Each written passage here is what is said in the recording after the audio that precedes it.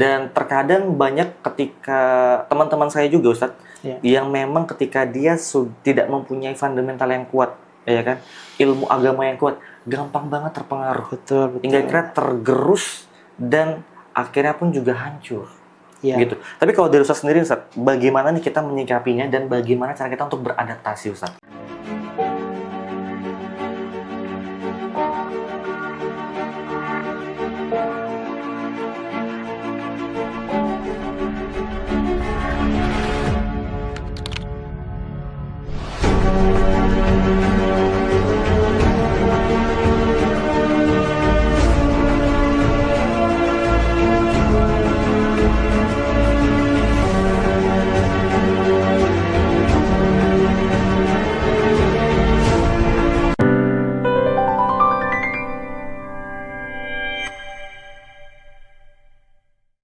Oke, baik. Assalamualaikum warahmatullahi wabarakatuh. Waalaikumsalam warahmatullahi wabarakatuh. Kembali lagi kita di siaran Ramadan, podcast persembahan dari Talita Group, bekerja sama dengan Bimas Islam, kantor wilayah Kementerian Agama Provinsi Bali. Kali ini kita kedatangan tamu yang spesial luar biasa, yaitu Bapak Haji Nur Ahmad Khomeini. Boleh tepuk tangan yang meriah. Wow.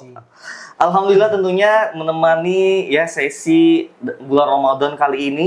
Tentunya Tali Kata Podcast hadir untuk menemani teman-teman pemirsa tentunya sebelum berbuka puasa atau kita biasanya bilang ngabuburit nih Ustadz. Iya. Tapi sebelum itu ya, kita kenalan dulu nih sama Ustadz Nur Ahmad Khomeini. Boleh mungkin perkenalan diri terlebih dahulu biar pemirsa pada tahu nih gitu. Ya, terima kasih. Assalamualaikum warahmatullahi wabarakatuh. Saya Nur Ahmad Khomeini. Saya tugas di KUA Kecamatan Denpasar Timur. Jadi kalau kalian mau menikah itu urusan dengan saya. Oh, benar sekali ya. Mas ini sudah menikah atau masih bujangan? Masih bujangan Ustaz. Ya, nanti doakan segera menikah Insya Allah. Jadi saya tugas di KUA Kecamatan Denpasar Timur. Kesehariannya ya di samping tugas di kantor ya juga ngisi-ngisi pengajian, dakwah dan sebagainya. Masya Allah. Dan BTW teman-teman ya, pemirsa semuanya, kebetulan memang saya sama beliau tuh sering banget ketemu, apalagi kalau di acara pernikahan gitu kan. Saya MC-nya, beliau sebagai penghulunya. Oke, pada tema kali ini kita bakal ngebahas terkait yaitu menyiapkan generasi muda Ustadz yang selalu siap menghadapi tantangan zaman gitu kan. Apalagi di era modern saat ini, di era digitalisasi saat ini, tentu kita sebagai pemuda ini tantangannya sangat banyak dan berat sekali Ustaz. Betul. Iya, apalagi saya pribadi pun juga merasakan banget ketika scrolling sosmed itu selalu ada aja gitu kan. Oke, kalau dari Ustaz sendiri Ustaz, pandangan Ustaz bagaimana tantangan besar yang dihadapi generasi muda, terkhusus Gen Z seperti saya Ustaz? Iya betul. Ada pernyataan dari sahabat Nabi yang bernama Ali bin Abi Thalib. Dia pernah mengatakan, didiklah anakmu sesuai dengan zamannya. Artinya apa? Artinya memang setiap generasi itu zamannya berbeda. Kita tidak bisa, orang tua terutama ya, mendidik anak sesuai dengan kebiasaan yang dilakukan oleh zaman orang tua pada situ. Karena memang zaman sudah berbeda. Apalagi semakin tahun, semakin ke depan, memang tantangannya memang semakin kompleks. Dan itu memang butuh ada satu kesiapan dari generasi itu sendiri. Bukan hanya segala sesuatu dari berbagai macam aspek, mulai dari ilmunya.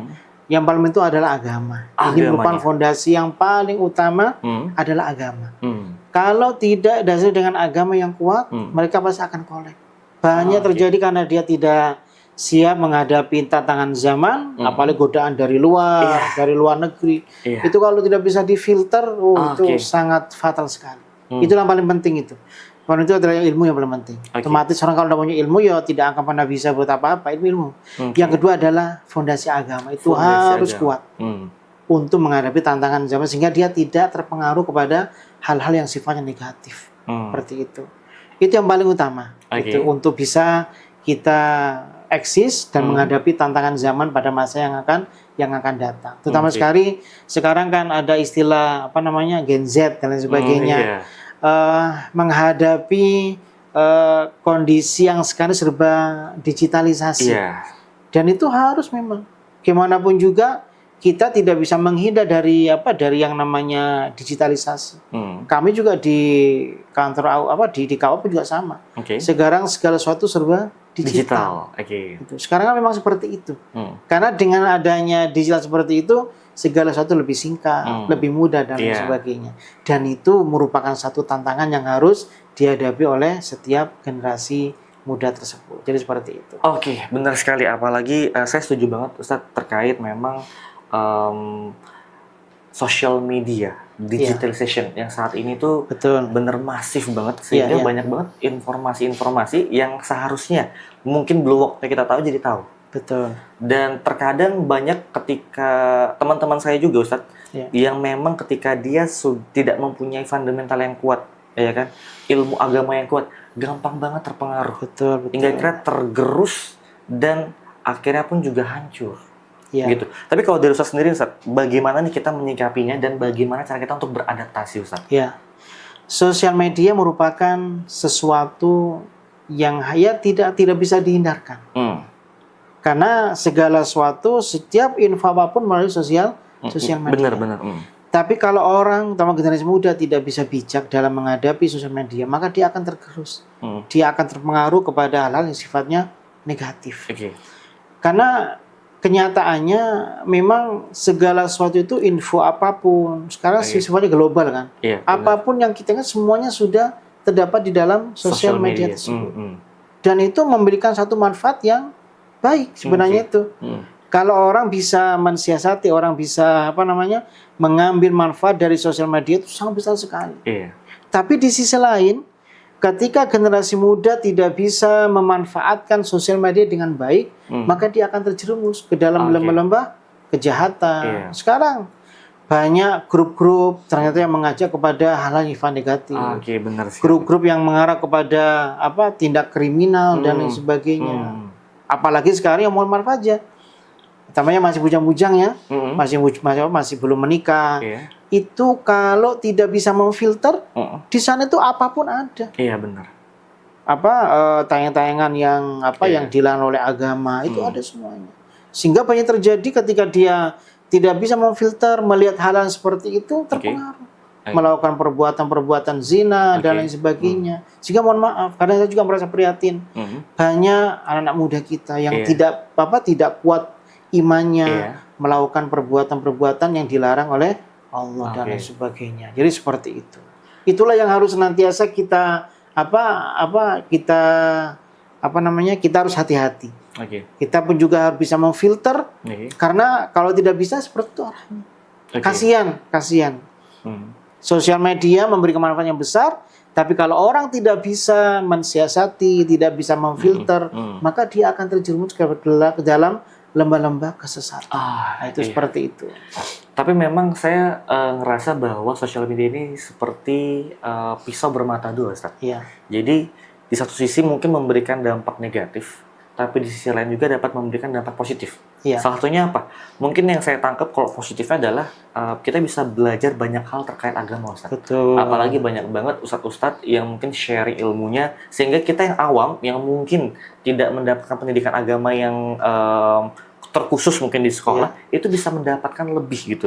Apalagi di momen Ramadan ini, saya rasa bisa menjadi momentum buat kita anak muda mempersiapkan diri untuk belajar lebih baik lagi, terkhusus tentang agama, Ustaz.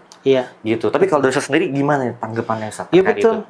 Di dalam bulan Ramadan ini, bulan di mana kita harus bisa menahan hawa nafsu, mata pun juga. Jadi puasa itu bukan hanya sekedar tidak makan tidak minum, tapi pun juga kita harus bisa menjaga seluruh jiwa raga kita, mata kita dari melakukan perbuatan yang dilarang oleh Allah. Memanfaatkan media itu. Manfaat media itu dengan kita belajar. Belajar agama melalui media sosial. Banyak, atau mungkin bahkan baca Al-Quran.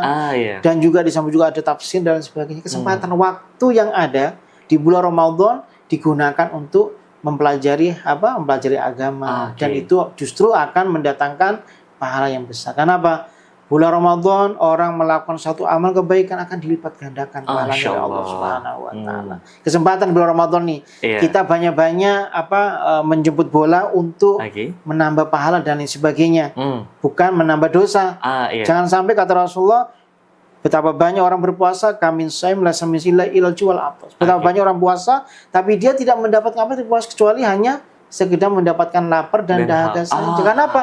Karena aktivitasnya ya matanya melihat sesuatu yang maksiat, mulutnya tidak bisa dijaga untuk mengatakan kata-kata yang baik, malah justru sebaliknya dan lain sebagainya. Itulah manfaat. Orang sekarang lebih praktis, lihat gunakan HP lebih mudah daripada mendengar ceramah dan lain sebagainya. Itu manfaat sangat besar sekali dalam kita menghadapi tantangan zaman ke depan dengan kita bermedia sosial dengan bijak, dengan memanfaatkan hal-hal yang positif, justru bagi dirinya akan menambah wawasan dan lain sebagainya. Masya Allah. Dan juga tentunya Ustadz ya, kita juga bisa memaksimalkannya dengan membuka YouTube, terus membuka channel YouTube dari siaran Ramadan dari Talita Group. Jadi teman-teman tentunya bisa maksimalin momentum Ramadan ngabuburit sambil menunggu berbuka puasa dengan berbuka puasa siaran podcast kita ini. Karena tentunya banyak sekali ilmu-ilmu atau sharing yang daging banget kalau kata-kata Gen Z ya Ustaz.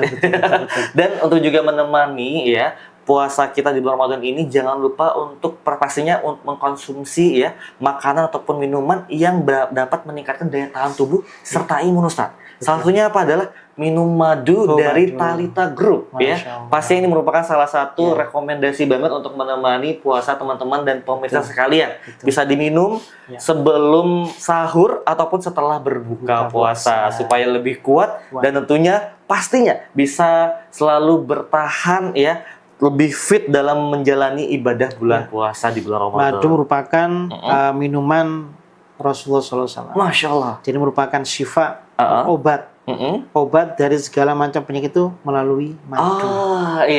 Dan daripada minum obat-obatan yang kimia gitu lebih baik yang herbal. Dan ini merupakan sunnah Nabi langsung. Dan jangan lupa kalaupun belum ada di rumah, bisa beli di Madu by Talita Group. Oke, lanjut Ustaz untuk pembahasan berikutnya. Kita masih membahas seputar terkait tantangan generasi muda nih Ustaz. Kalau dari Ustaz sendiri nih, ada nggak mungkin tips and trick buat kita supaya benar-benar bisa nih menghadapi tantangan zaman sesuai dengan pengalaman Ustaz nih? Betul. Seperti yang sampaikan di awal tadi, apalagi sekarang di dalam bulan Ramadan. Biasanya identik dengan bulan Ramadan dengan berbagai macam aktivitas. Aktivitas kegiatan keagamaan atau mungkin ada pesantren Ramadan. Itulah untuk mengisi. Terutama generasi muda anak-anak SMP, SMA itu kesempatan. Jadi di sekolah-sekolah itu ada kegiatan pesantren Ramadan. Di santulah anak-anak muda kita itu dididik agama. Karena itu gimana pun juga yang namanya agama itu adalah fondasi yang paling utama. Agar anak itu bisa terhindar dari melakukan hal yang dilarang oleh agama. Dalam pesantren itu mereka belajar agama, mereka pun juga membaca Al-Quran dan lain sebagainya. Jadi memang betul-betul digembleng mentalnya agar betul memiliki iman yang sangat kuat. Karena kita menyadari namanya generasi muda itu kalau orang misalnya itu masih labil. Labil labil. Kalau terutama orang tua juga penting orang tua pun juga punya peranan yang paling besar untuk bisa mengarah kepada anak-anaknya. Tapi kalau orang tua tidak peduli kepada anaknya, terus dibiarkan begitu saja sudah. Yang susah siapa? Ya orang itu sendiri. Jangan sampai orang mengatakan ketika anaknya tidak mau nurut. Memang seperti itu. Ketika anak kita baik, maka yang akan mendapat efek itu orang tuanya. Seperti ini. Siapa sih anak itu? Orang mengatakan siapa sih anak itu? Anaknya itu kok baik sekali. Anak si fulan. Maklum orang tuanya baik. Tapi ketika anaknya tidak baik, siapa tuh sih? Kok suka mengganggu, perbuatannya tidak benar. Anak si fulan. Maklum orang tuanya. Padahal orang tua tidak pernah berbuat apa-apa. Saya sering melihat. Karena sudah tidak bisa mengendalikan anaknya. Apa kata orang tua? Ya sudah, terserah kamu. Mau jungkir balik dan lain sebagainya, terserah. Itu orang tua sudah tidak punya wibawa di hadapan anak-anaknya. Jangan sampai nanti itu pertanggungjawabannya. Karena besok di akhirat, Jangan sampai gara-gara orang tua tidak bisa memberikan pendidikan agama kepada yang benar, sehingga nanti di akhir itu anak itu akan nuntut. Apa kata-kata apa dalam satu riwayat? Saya tidak terima kalau orang tua saya masuk ke dalam surga, sedangkan saya masuk ke dalam neraka. Saya masuk gara-gara apa? Gara-gara orang tua saya tidak pernah mendidik kepada saya. Sehingga gara-gara seperti itu, yang harusnya orang tua masuk ke dalam surga, ternyata ditarik oleh Allah sama-sama anaknya masuk ke dalam api neraka. Na'udzubillah min dzalik. Makanya itu, apalagi di zaman global ini, serba tidak menentu dan lain sebagainya. Maka dari itu kita sebagai generasi muda, lebih di dalam bulan Ramadan kita sebagai generasi muda harus bisa memilah dan memilih mana sesuatu itu yang bisa memberikan manfaat pada dirinya dan mana yang tidak. Agama merupakan fondasi utama. Kuatkan dulu agamanya. Kalau agama sudah kuat, iman sudah mantap, insya Allah dia tidak akan pernah terpengaruh terhadap hal-hal yang dilarang di dalam syariat agama Islam. Masya Allah. Seperti itu. Berarti memang benang merah yang saya tangkap nih Ustaz, tidak hanya peran dari generasi muda itu sendiri untuk mereka harus bisa punya fundamental atau pegangan yang kuat, tetapi juga ada peran dari orang tua maupun lingkungan sekitarnya. Betul.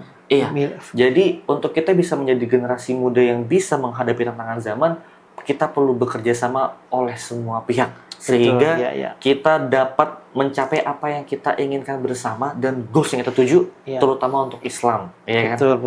Terakhir Ustadz, mungkin pesan nih untuk anak-anak muda, kepada para pemirsa yang masih Gen Z ataupun millennials, bagaimana memanfaatkan momentum Ramadan ini tentunya untuk menjadi pribadi yang lebih baik lagi, sehingga bisa menjadi pemuda generasi emas Indonesia. Generasi muda adalah generasi masa depan. Negara ini bisa baik gimana pun juga karena generasi mudanya. Maka dari itu siapkan dari sekarang. Jangan terlena dengan hal-hal yang tidak ada manfaatnya. Pacaran dan lain sebagainya, sayang-sayangan itu udah penting. Sekarang cari ilmu yang banyak. Cari ilmu yang banyak, jangan terikat dengan apapun. Fokuskan diri kita dengan kita menambah wawasan keilmuan yang banyak. Ilmu agama atau ilmu-ilmu yang lainnya yang akan menunjang dirinya sehingga masa depan kita menjadi baik. Itu yang paling penting. Agama yang paling penting dan juga ilmu yang lainnya. Dengan kita dari sekarang mempersiapkan diri, maka insya Allah masa depan kita akan baik. Tapi kalau sekarang kita leha-leha, santai-santai ini pokoknya ilmu tidak pernah dapat, ya jangan menyalahkan orang ketika masa depan kita menjadi suram. Negara ini, terutama orang tua pasti akan memberikan satu kebanggaan ketika anak-anaknya menjadi sukses. Sekarang kembali kepada diri anak muda tersebut. Ketika anak muda sudah mempersiapkan dari awal, memang berat. Namanya orang pengen sukses. Ya harus susah dulu. Kata dalam satu makalah Arab, manjada wajada. Barang siapa yang bersusah payah, yang serius, maka dia pasti akan mendapatkan hasil. Itu sudah pasti. Tapi kalau orang santai-santaian, meskipun dia itu orang kaya barangkali, kalau santai-santaian, ketika orang tua sudah meninggal dunia, pasti akan kolab. Meskipun harta banyak, harta tidak bisa memberikan satu jaminan orang itu bisa menjadi sukses. Tapi dengan ilmu akan menjadi modal kita. Bagaimanapun dengan keadaan kita, dengan modal ilmu yang kita miliki, insya Allah kita bisa akan hidup. Dan masa depan kita pasti akan cerah. Dan kita pasti akan memberikan manfaat kepada orang yang sangat banyak. Jadi seperti itu. Luar biasa sekali ya. Jadi intinya adalah buat generasi muda nih untuk mempersiapkan masa depan yang lebih cerah. Persiapkan diri dari sekarang sedini mungkin untuk terus belajar dan bekerja keras supaya nanti pada akhirnya bisa menunai apa yang telah ditanam sebelumnya. Oke teman-teman, pemirsa semuanya ya, tak terasa ya, inilah obrolan kita di podcast Ramadan ya. Mungkin akan ada banyak hal lagi yang bisa kita obrolin di next episode berikutnya. Maka dari itu sebelum kita tutup Ustadz jangan lupa untuk subscribe dulu ya. Subscribe, like, dan comment and share ya. Karena pastinya ini akan ada lagi ya sesi podcast yang lainnya yang pastinya bermanfaat dan juga bisa menemani teman-teman ya dalam mungkin ya menunggu berbuka puasa ataupun ngabuburit ya. Sekian dari kami, saya Ges Givari pamit undur diri. Selamat sore dan sampai jumpa. Wassalamualaikum warahmatullahi wabarakatuh. Waalaikumsalam warahmatullahi wabarakatuh.